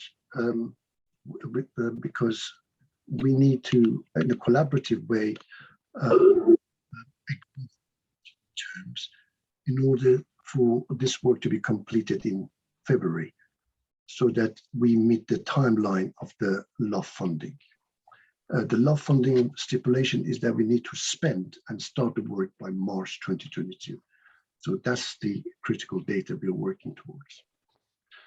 So we are going to the Skills Committee to ask them to recommend a number of delegated authority to Chief Executive of the CPCA in consultation with the Chief Legal Officer, Monitoring Officer, and the Chief Finance Officer S73 to agree and approve these final amendments to the legal documents on behalf of the Combined Authority Board as a shareholder.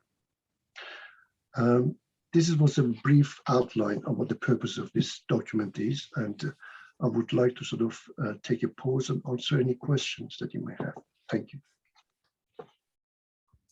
Thank you, Mahmood. I wonder if we can try and just break this puzzle down a little bit and start with the recommendations are to note, but actually I think they go a little bit beyond that, really, because I think you're looking for the endorsement of the business board as to which option to go for, albeit constitutionally it is the right of the Skills Committee to recommend and propose that. Is that my understanding is the constitutionally is the Skills Committee who has to recommend to the board, but I wanted the business board to note what we are asking the Skills Committee.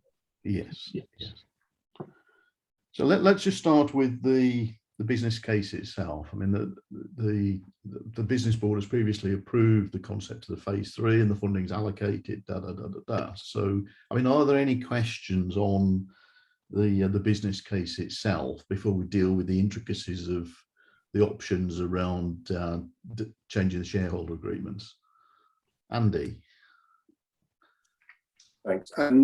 Not detailed question about the business case. I was just interested when you said that the students are starting first cohort in September 2022. So presumably we're in recruiting student mode at the moment. Do you have any updates on how that's going?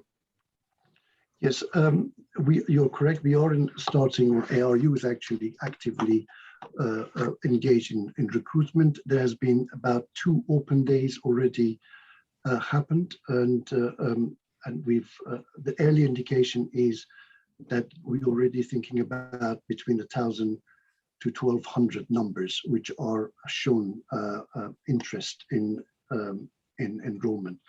But obviously that's a sort of early projection. The clear numbers will come later down this year. Great, thanks. It'll be interesting to see how that develops. Dee Dee. Any other questions on the business case? All right, then we'll take that first recommendation to note the business case.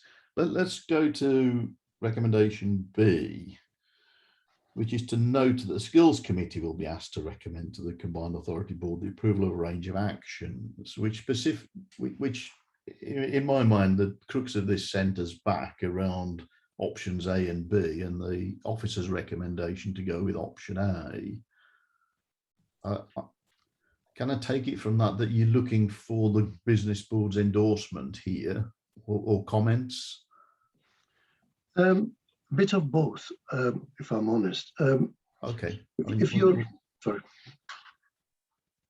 Well, let's have the debate around the table then. If people have got comments specifically on that, is anyone violently in disagreement with option A, or wants to debate or better understand the options? Now is a good point to raise your hand. John, can I just go to Al first? Let's get the questions out before we get to. Thanks, Austin, and apologies, John. Yeah, my question, I think, really was thinking actually next steps, because whilst we have this phase 3, which requires the adjustments to shareholdings as being proposed, we've also got a longer term plan in terms of ultimate phases. So have we considered the options based on what will be most flexible long term, and does it scale to suit, or is this specifically something that would need to change again in terms of structure will be successful in the next phase of the university project? Sure. I can answer very briefly, and John, you might want to sort of interject accordingly. Phase 3 is the third phase of a 5-phase delivery program. So the picture and the vision of the program has already been outlined in a different document, which I'm hoping to bring to you next month, and to take it to the board in March, which basically is a program business case outlining the vision and the strategy for delivery of the two key objectives of the university program. One is upskilling the population, and second is to providing high quality demand and jobs for those high skilled people to go to. And this yin and yang is basically at the core of the vision. The vision basically needs to be delivered through 5 phases, and each phase builds on the previous phase. So there is a logic and intelligence behind it. The phase 3 that we're talking about is to do with increasing the numbers of the students to make it more sustainable, but also to provide the curriculum which are needed to meet the demands of the employers and the businesses. So the phase 3 is part of the full picture. Phase 4 and 5 will provide very briefly the innovation that is required for creating those high quality jobs, and phase 5 then builds on the phase 3 with more student cohorts and providing that critical mass of number of students that is needed to make the whole university more sustainable. I hope I've answered your question now. Can I just come back on that, which is, yes, you have in one regard, and absolutely, I understand the broader vision. If I reshape it, if phase 4 and phase 5 involve capital investment, which they likely will do in terms of extending capacity, then that capital investment potentially would have a subsequent effect on where the money's come from and where the respective shareholdings are. So there'd need to be a further adjustment, I guess is what I'm suggesting. Correct. We are not envisaging that there's going to be more money coming from the combined authority, but we are aiming for inward investment and match funding through Shared Prosperity Fund, which CA will be the conduit for assessment and evaluation and approval. The details of it, as I said, will be outlined in the paper that I will bring in March, but I don't know whether John wants to elaborate a bit more on this. John, could you get us comfortable on that point? I mean, it's inevitable that there's a dilution over time, surely. Yeah. So let me, I think I could bring a lot of clarity to this, Al. we're talking about Propco 1. Propco 1 only is created for the delivery of teaching buildings. So we can immediately forget a future phase 4, which is to do with R&D. It just won't be anything to do with Propco 1. And the reason that we must consider these options really carefully is that you guys have got £12.5 million in Propco 1, which we are relying on getting that £12.5 million back to recycle on the basis of being able to sell the whole kit and caboodle, the whole thing as a majority, as a whole thing, and exit for maximum value. You sell the company, you sell both buildings in this proposed scenario, and hence we've asked for drag rights on ARU and Peterborough City Council to enable us to do that. Phase 5, you're quite right, Al. If we were going to drop phase 5 into Propco 1 as well, which will be in 2025-26, yeah, that would make the proposed solution unviable, because you'd be looking to dilute again in a few years' time and have a delayed again exit for the third building. But in fact, we're not proposing to use Propco 1 for a phase 5 third teaching building. And the reason for that, as Mahmood alluded to, is the likely sources of funding would just be completely separate. We're looking at UK Investment Bank, we're looking at philanthropy as well, but it certainly wouldn't be on the basis of public funding coming in as it has done so far, and saying, hey, this is public funding, but we're not going to give you a grant, we're going to give you equity, which we want back. It is overwhelmingly likely that the only two buildings that Propco 1 will ever deal with is this phase 3 building and the phase 1 building, and hence we've asked for drag rights at year 10 to be able to sell both and get our money back. My apologies, Al, for not fully understanding your question. And thank you, John. Thank you, fellas. I don't see any other hands raised. I mean, we'll take the recommendations as written. First of all, they are simply to note recommendations A and B. On the latter point, though, when this goes to the Combined Authority Board, I think they'll immediately look to the business board to say, is this the right thing to do? And does that make sense? Whilst it might not be our responsibility and our gift to put the recommendation forward here, I'm taking it, unless anyone puts a hand up to say differently, that we would reply in the positive, that were it within our gift, we would be supporting recommendation A here. Does anyone have a different view on that? Okay, John, did you want to come in on that point? Tina? Sorry, just to say, Chair, that whilst in governance terms, because because you'd already signed off your 2 million for this phase, it is absolutely true that perhaps we should have stronger wording on that recommendation, because of course you are protecting your 12.5 million. So you have got a very clear mandate.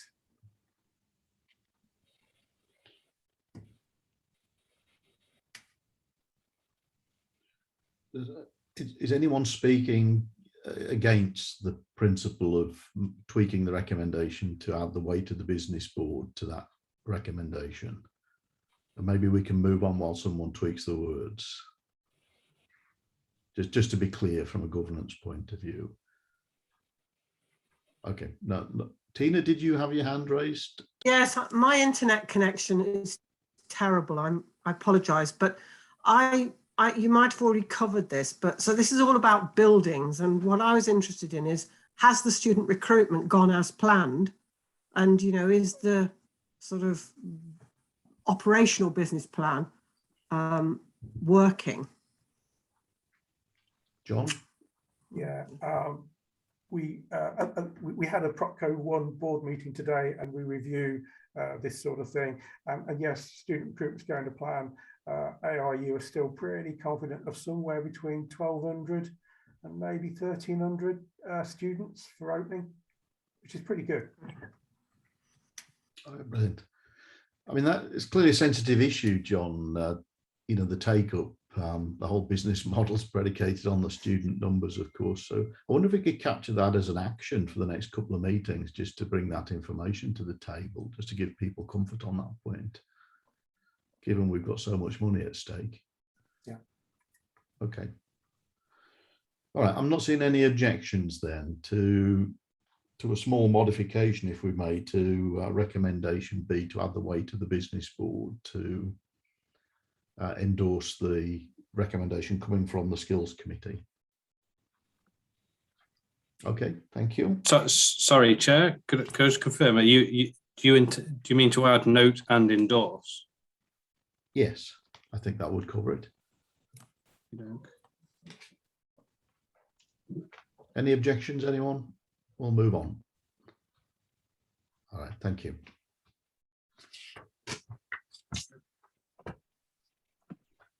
Thank you, guys. Let's move on to item 3.2, COVID-19 Economic and Skills Insight Report. Alan Downton, Deputy Chief Officer of the Business Board, will present the COVID-19 Economic and Skills Insight Report, along with Patrick White from Metro Dynamics. Welcome, Patrick. Good afternoon. Afternoon. Over to you, Alan, please. Good afternoon, everyone. I'm going to hand it over to Patrick, actually. This is a report up until the end of December, sorry, the 17th of December, where there is information available at that point. So to keep us on track, I'll hand over straight to Patrick.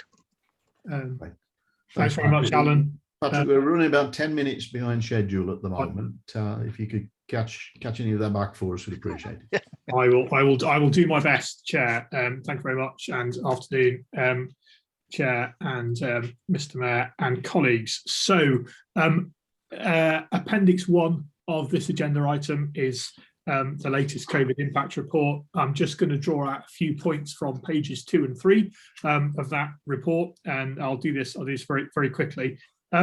So we're in and it's worth saying up front that, of course, the data that was available sort of, just before Christmas probably doesn't include all the kind of impacts of, pre-Christmas kind of trading and all the rest of it, because that wouldn't have been kind of available at the time. But I think there's some interesting things we can draw out, some positive and some challenging things, which I think are, and I'll say up front, I think there's some things in here which are really relevant for where your funding kind of bids and where your sort of economic strategy goes as we get into kind of 2022.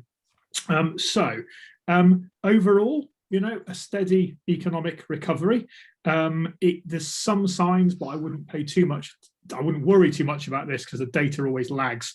That the Cambridgeshire and Peterborough economy certainly hasn't recovered any quicker than the rest of the country as a whole, and may have recovered a little more slowly. But I think that's probably something in the stats more than anything else.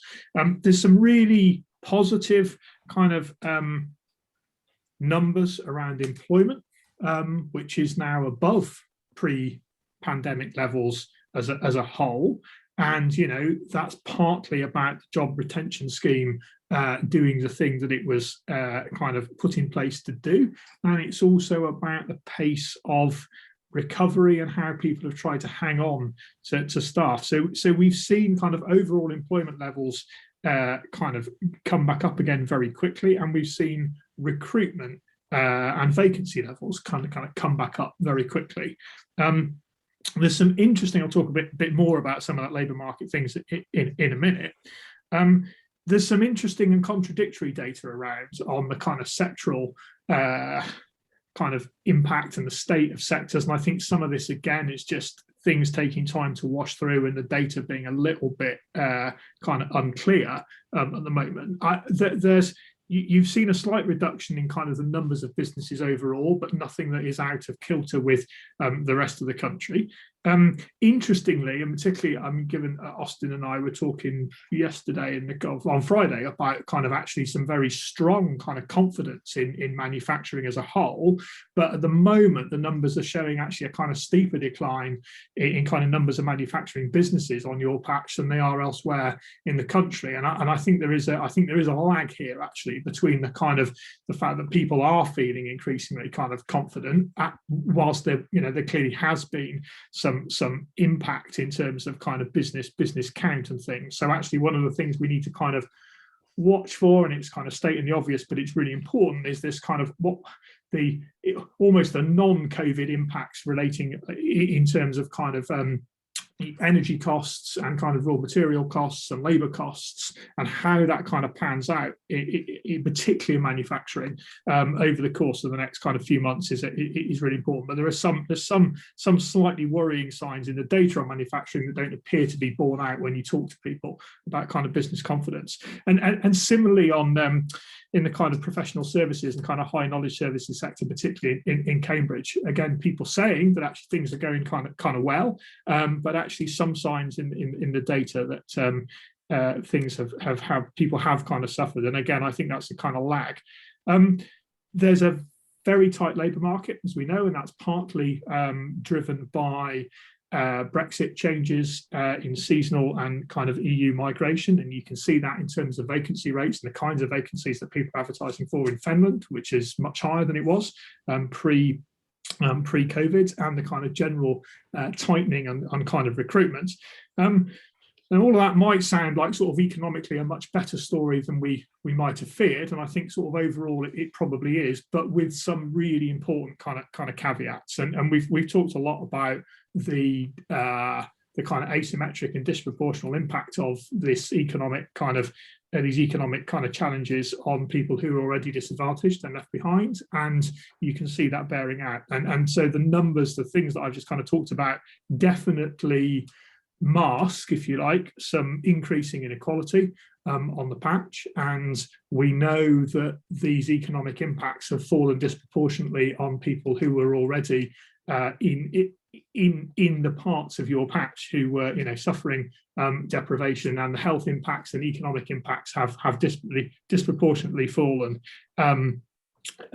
So a big challenge is to kind of work out how this overall kind of relatively healthy economic kind of picture and the kind of, to some extent, an increasing degree of business confidence, concerns about kind of costs notwithstanding, can be made to get at some of the definite increasing inequality that we see kind of on the patch. And that's partly about kind of cohorts, it's partly about young people being disproportionately affected, and people who were already earning kind of less than they should, but it's also spatially as well, partly because that's where those people are concentrated, but also because places that were struggling anyway have done less well overall, despite some kind of local increases in sort of smaller area kind of retail footfall. So I'll stop there, Chair. Good news at one kind of level, particularly around kind of employment, but some real issues in there, I think, about kind of inequality of impact and what that means going forward. I'm very happy to answer any questions, or indeed not, as the case may be. Thank you, Patrick. Some very interesting information. I was intrigued, as I don't see any hands raised, I was intrigued how you square the circle that employment is now over and above pre-pandemic levels, so more people employed, and we're feeling that in terms of job vacancies. Productivity is arguably better, given the necessity to invest in automation and people get smarter at doing things. Yet output is still below. I can't quite square that circle.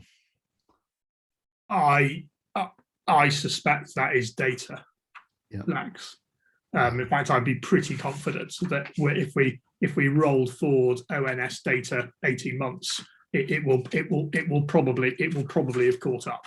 And that's partly why I'm a little bit kind of cautious about drawing too many conclusions from that kind of some of those sort of macro indicators at the moment. I can't give you a more insightful answer than that, I'm afraid. If that hypothesis is correct, we're going to see a big swing shortly, favourably. Yes, unless everything else gets correspondingly worse in the meantime. The geographical levelling up is a really interesting point, though, here, isn't it? And that's very evident. And to an earlier conversation where we were talking about scoring mechanisms and weighting systems, that's maybe something that we should be more cognizant of, particularly within the growth works where we're looking at opportunities to support growth. Maybe we need to look at, or it would be interesting to look at the weightings geographically in difference to what this data is telling us and see whether we've got alignment there. Just a thought. Any other comment? Yeah, I had a question similar to yours, actually. When was the date that we claimed pandemic? Because when you say it's better than that, how does that add up? It's exactly similar to yours, Ashton, but I suppose it's all in when we said the pandemic was officially said that's the line and where you measure from, because it doesn't feel like that, does it? I don't know, people around individuals, but it doesn't feel like that we're in a sort of healthy position, or is everyone getting paid less? In terms of employment data, I was just taking March 2020 as the kind of start point. You're right. And this is part of the it is a conundrum that the labour market is probably tighter than we've seen it for for 10, 15 years. We may be entering a period of essentially a return to full employment across the patch. But I think two things have changed. The first is that wages haven't come back across the board, and also where there has been a lasting negative impact in employment, it's disproportionately fallen on some very specific groups. So at the same time as business costs are rising. So if you like it, you could look at the numbers and say on aggregate the labour market has essentially returns in fine health, but actually it doesn't feel like that, and it certainly doesn't feel like that to many people.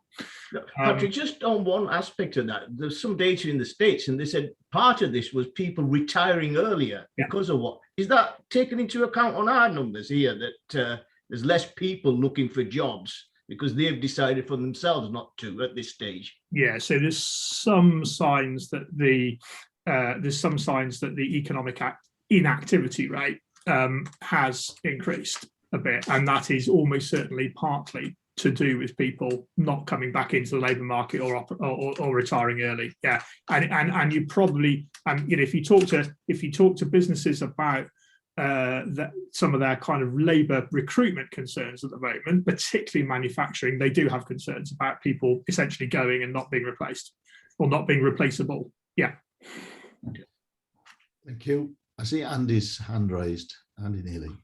Yeah, a couple of things. So, Patrick, on your comment about wages, one of the things we're seeing at an anecdotal level is a lot of competition for certain types of jobs. So particularly in the kind of catering area, a lot of the colleges are really struggling to recruit staff at the moment, partly because the restaurants can't get the staff they want. And so we're seeing both wage inflation there as well as a real tightening of the labour market.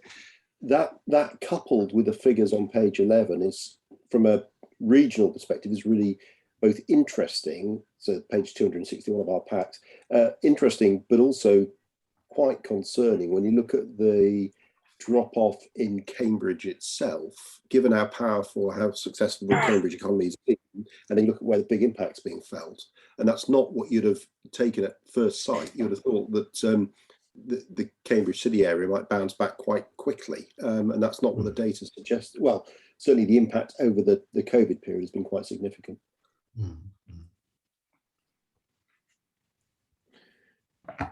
Yeah, I mean, just to sort of build on that. I mean, I've had, and we've mentioned it here a few times, I have a lasting sort of recurring concern about the impact on Cambridge.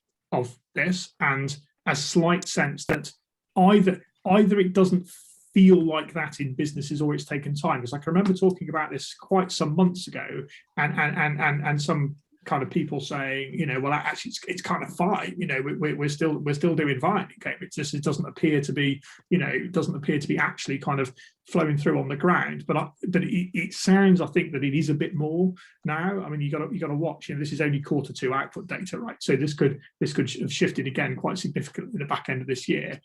But you know, given we have seen reduced footfall and we saw reduced retail sales and things before Christmas, and the hospitality industry took a hit, you know, I suspect that actually the sort of impact on Cambridge may take longer for people to kind of see it and feel it, if that makes any sort of sense at all. So it's not a very scientific thing to say, but you get a sense of sort of, actually, I think there's a kind of more confidence maybe than we might actually see ultimately in terms of Cambridge.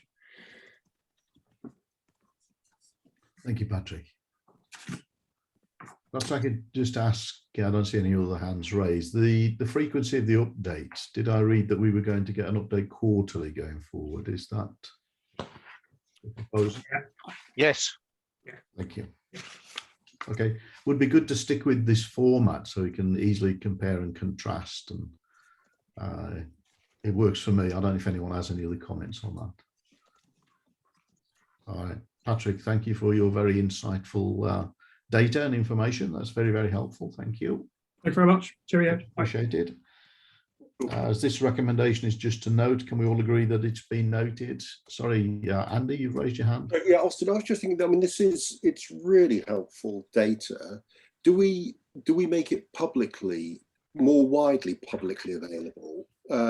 Or could we do something along those lines through the newsletter that GrowthWorks sends out or something like that? I mean, I'm just thinking that actually, if you're running a business, seeing some of this data just as background context about what's happening in Patch might be quite helpful. If you were an avid listener to the business board webinar, clearly you've heard the conversation, and if you went and download the papers, you could find the data, but it's not straightforward for people to get hold of. I just wonder whether we should promote it a bit more actively. That's a good point.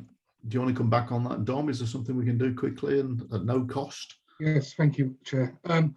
It's something that we've been considering as part of the dashboard that we're doing for the business board and the sub pages on the website. And it's something that we've talked about maybe providing some sort of data, and this can form part of that. Can we note that as an action, Dom, to try and quickly figure out how we can do that? I mean, to Andy's point, this is hugely valuable information for decision making for the whole business community locally. Yeah, we wanted to provide an insight kind of observatory function, so this will fit well underneath that. Yeah, perfect. And also it could be a giveaway or put onto the Growth Hub website, which has a tremendous amount of traffic, business traffic. All right, thank you. I go to the Mayor, Nick. It sounds very positive that everybody's in agreement. I just was wondering, is there a member of the comms team actually just watching the business board today or logged in? I haven't got everybody in front of me, because I would have thought, as well as making it more open to the business community, I think there's a lot of information there that by taking responsibility for in saying this is what we are doing at the combined authority business board level, and I would have thought there's information that we should be sharing with comms as well. Mm-hmm. Yeah, good point. Emily, could you follow up on that for us, please? Of course, and just to confirm, there are comms colleagues observing the meeting as well. So yes, all right, perfect. Certainly. All right, I just would like them to kind of take that as an action, as you said, Austin. I think it's not just for when growth works. I think I mean, the information is probably out there, but if we've got a lot of access, and I think it will bring people more onto our own website and also make our own combined authority more relevant. Talking to people, it's not just the business world that wants to hear about this. It's the man on this Clapham omnibus. Yep. All righty, thank you. Let's move on. Thanking Alan and Patrick for again sterling good work there. Thank you. If we move on to item 3.3, please, the adult education budget, delivery, outcomes and impact. And Parminder Singh is going to present this report, I believe. Good afternoon and a very happy new year to members of the Business Board and also to any members of the public that are joining us today. So as part of the Combined Authorities devolution agreement, approximately 12 million of recurrent adult education budget for delivery of adult learning and skills in our sub-region is devolved each year. And we have the powers to direct and commission courses through colleges, learning institutes and training providers to better meet local needs, adding value, doing things differently and ensuring better join up, arguably better than the national system. And members will note the package of local flexibilities that we have implemented to date on page 278 that are available locally and deviate from the national system. So the purpose of this report is for Business Board to note, is to provide greater visibility to the board, drawing on performance data from the first 2 years with a spotlight on employed status learners and to stimulate discussion and input to help us to drive improvements, to make our system more responsive to employers. So this paper is akin to a stock take of year 1 and 2. To note that a qualitative independent evaluation of the first year is available on the Combined Authority website. An evaluation of the second year is being tabled at the Skills Committee next week and is due to be published in February 2022. It is the case that for the first 2 years of devolved adult education delivery have inevitably been hindered by the pandemic and national lockdowns. So the main headlines from this spotlight on employed status learners are that 50% of learners were employed status, but this dropped slightly to 46% in 2020-21 as a result of COVID. We can see that 3 million was invested in workforce skills for employees in 1920, dropping to 2.7 million in 2020-21. Over 4,000 employees were supported each year, and the majority of those were studying at level 2. So some of the areas for improvement in the report are, firstly, the low proportion of enrolments at level 3 or technician level at only 2% of enrolments. However, it is expected that these will increase this year because first level 3 courses for adults are now fully funded. Some further investigation is required around the Business Board's growth sectors and the low take-up of courses in these sectors. Is there more that we can do working with Growth Works for Skills to broker opportunities? Improving basic skills, that is literacy, numeracy, and essential digital skills in the workplace, given the levels of literacy and numeracy, particularly in the north of the sub-region. Delivery of green skills and building capacity for training for green jobs, reskilling existing employees and tradesfolk, but also embedding general carbon literacy across the curriculum. And finally, members can see the outcomes and destination data which the Combined Authority holds, and there are gaps in this data. And this is indeed a conundrum for all Combined Authorities, and work is underway to commission a destination tracking tool on a longitudinal basis to address this.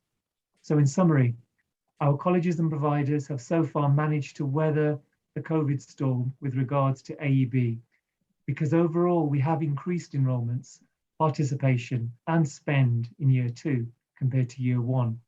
And this is largely due to a blended learning offer with classroom-based and online delivery.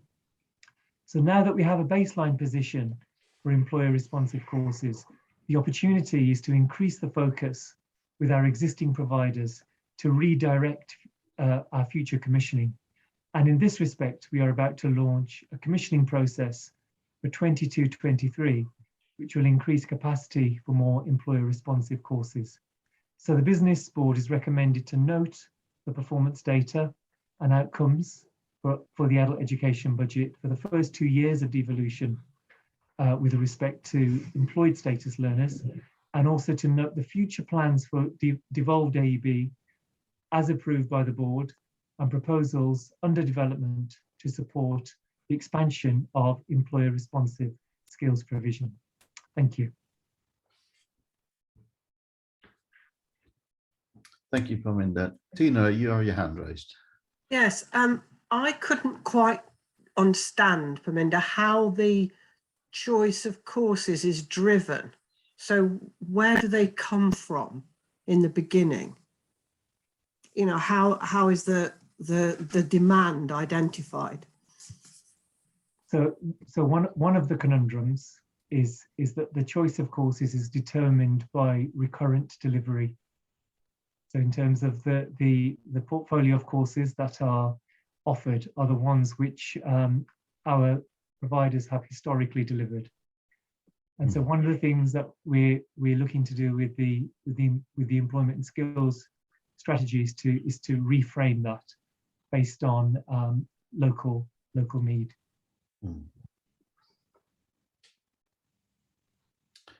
Are there any other comments? I was particularly intrigued with item 4.3 in the report, which shows the graph of the uptake over the last 2 years, segmented by NVQ level. And that absolutely, for me, points at the problem that certainly industry and the kind of industries I'm around is crying out for NVQ level 3 kind of people, technician people. And everyone is down in level 2. Now, and that's recognised in the report, and you comment that your intention is to try and double that year on year for the next 5 years, and that would clearly redress that balance significantly. I'm just at a loss to understand why that is how it is. What's going on in level 2? What kind of courses are we running there that are so popular that they're not wanting to go on and stretch themselves to level 3? What's holding that back?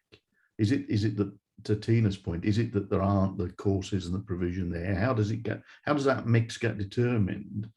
Because a simple fix would surely to be, well, we cut the level 2 courses down and just put more level 3 courses on and just force the issue. What would happen then? I'm just intrigued.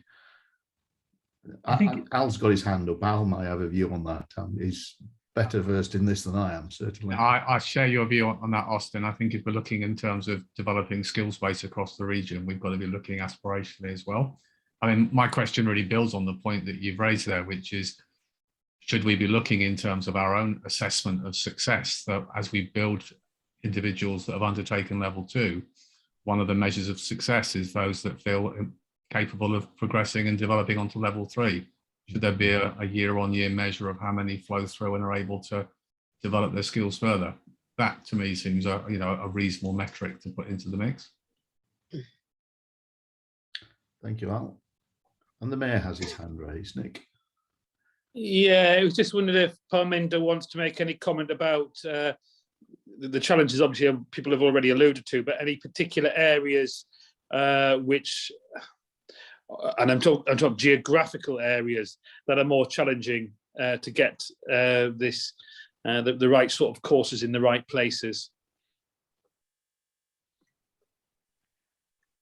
So I think there are a number of points there that I'd like to address, Chair. So I think the point about level 3, I absolutely agree with you, and you'll be aware that we've taken papers to the board highlighting this issue, and there's definitely work underway to try and redress the balance, and you will have heard me talk often about the mix and balance of provision being out of kilter, and that's one of the things that we're definitely trying to redress through our commissioning levers.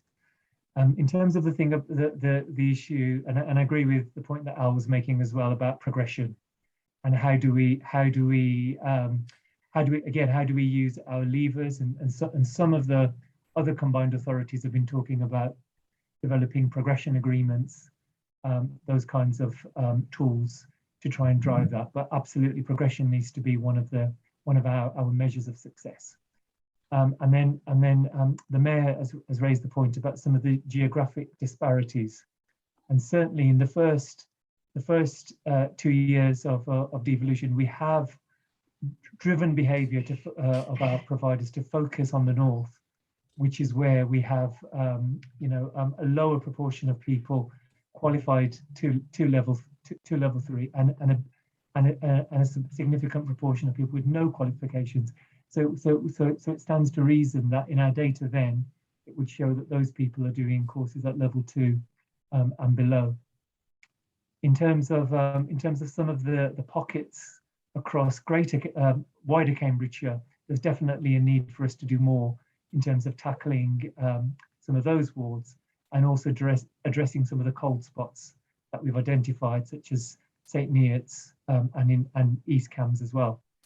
So I guess what I'm saying is that that all of the comments that everyone's made, that we're definitely cognizant of them, but there's a lot more we need to do in terms of how we drive our commissioning and drive provider behaviour in order to meet the needs. And if there's anything more that the board feels that we could be doing, particularly around the growth sectors that the board have identified, anything more that we can do around brokerage would be, I'd be very interested to take those discussions forward. Thank you.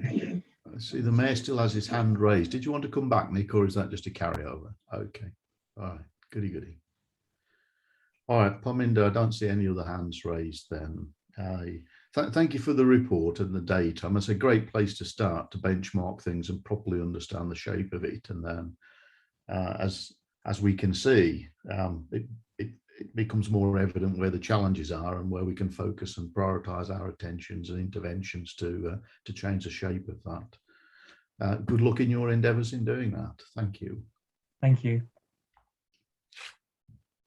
All right, so again, in terms of recommendations, it is purely to note the performance data and outcomes of the adult education budget for the first 2 years of devolution with respect to the employed status learners, and note the future plans for developed AEB as approved by the Combined Authority, and proposals on the development to support employer responsive skills provision. As these recommendations, just to note, can we all agree that this has been noted? Please shout now if you've got any issues. All right, let's move on to item 3.4, the business board appointments, please. I believe Emily will present the report. Thank you, Austin, and good afternoon all. So this report invites the business board to note the appointment of 2 new private sector members, these being Belinda Clark, Director of Agritech E, and Vic Annals, Chief Executive of the Cambridgeshire Chambers of Commerce. Both candidates were appointed following a recruitment campaign using various channels and platforms, and interviews were undertaken by an appointment panel consisting of the chair of the business board, the Mayor for Cambridgeshire and Peterborough, and the Director of Business and Skills. Both candidates will attend an induction session during early February ahead of the attendance at their first business board meeting in March. The term of office for private sector representatives is 3 years, and this is subject to 1 further term. As well as noting the 2 new appointments, the business board is also asked to note that we have 1 vacancy on the board, and is also asked to note our commitment to ensuring at least 1/3 of the board's members are women, with an expectation of equal representation by the beginning of 2023, as mandated by government. Officers are working with Combined Authority HR colleagues to meet this commitment. And that concludes the report. Thank you. Thank you, Emily. With many thanks to the HR team, they successfully tabled some good, strong interviewees for the process here. And I think on balance, we've got 2 excellent new board members potentially. I see Andy's hand raised. Andy? Yeah, it's not. I think they are 2 excellent new board members. It was a slightly different issue. We should just do to request an update on what's going to happen with the replacement for John T to spare his blushes, because we haven't got that on the agenda. No, quite. And I'm not sure who's leading on it. Formally, the lead is Eileen in that respect, but she's consulting with me along the way. We'll spare John's blushes in getting into that as it, and again, as it's not an agenda item today, but I will convene a small separate meeting with the board just to discuss that very point. I think it'd be quite appropriate, and there are a few other issues centered around that worthy of debate that I wouldn't want to discuss in a public meeting. Thank you, Andy. Thanks, that'd be really helpful. Tina, you have your hand up, Tina? Can I just quickly say that, hello. Can I just say I think it's a real coup to have secured Belinda Clark. I don't know if you can hear me, my internet's gone again. We can. Never mind. Well, thank you, Tina. We picked up on that. Okay. Yes, I think it's excellent, and I think she'll be a real asset to the board. I don't know Vic, but You're breaking up a little, Tina, but I think we've got the essence of it, and we're all in violent agreement. I think we've got two very good, strong additions to the board that bring new dimensions as well. I think. Look forward to welcoming them at the induction session shortly. If there are no other questions on that point or any comments, we will note the recommendation to follow through with those appointments. If we can all agree that that has been noted, thank you. Welcome shortly. In terms of future meetings, business board headlines for the combined authority. There's not so many things to take forward, but there is the question about the strategic funds, which is item 2.2. The proposal for the investment of the recycle funds, we'll take that to the combined authority for approval with the unanimous support of the business board. And item 3.1, which is the business case phase 3, item B, with the addition of the endorsement of the recommendation that the skills committee are putting forward to the combined authority. So hopefully that should be a relatively short session for the combined authority. In terms of forward plan, then I noted right at the beginning of the meeting there's a number of issues on the open action log. Some of them have been around for a while, but they're very long cycle problems that we've been working on. Revised strategies, various things aren't just a quick fix, but they're just flicking through them. They all look to be scheduled in the forward plan. So thank officers for that reconciliation. What it has done though is it's really padded up the March meeting. Well, if you look at the forward plan for the March meeting, that's going to be a marathon session, I think. And in and amongst that, I can see potentially 2 items in the March meeting that I wouldn't want to debate in public session. One of them being the feedback on the board's performance and the recommendations that sit around that initially. So what I would ask from the chair is, as we get closer to that meeting, before we start to frame the agenda, can we have a discussion around what's in and what's out of the public domain with me, please?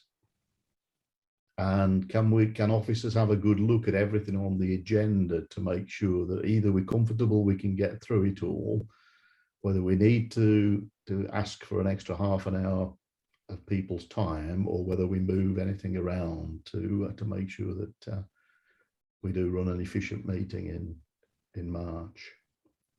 I think that action's with you, Dom, yeah? I'm going to say yes, Chair. I'll pick that up with Emily. Thank you. Any comments from anyone else then on the forward plan? All righty. Well, I think that brings the meeting to a close. The next meeting will be on the Monday, the 14th of March, 2022. Just going back to the point Andy raised just a little while ago, we will, I think, set up a private session just to update on the situation with John and how that's going to pan out over the next few weeks. Dom, if you could help me to manage the diary to make that happen. Doesn't need very long, but yes, no worries. I'd like to have a good debate on some of those points. All right. Hey, thanks everyone for your time today. Very much appreciated. Good meeting. Thanks everyone for your participation and your inputs. Thank you. And officers for all their time and effort in the preparation. Thanks everyone. Take care. Stay safe. Thank you. Thank you. Thank you. Bye-bye.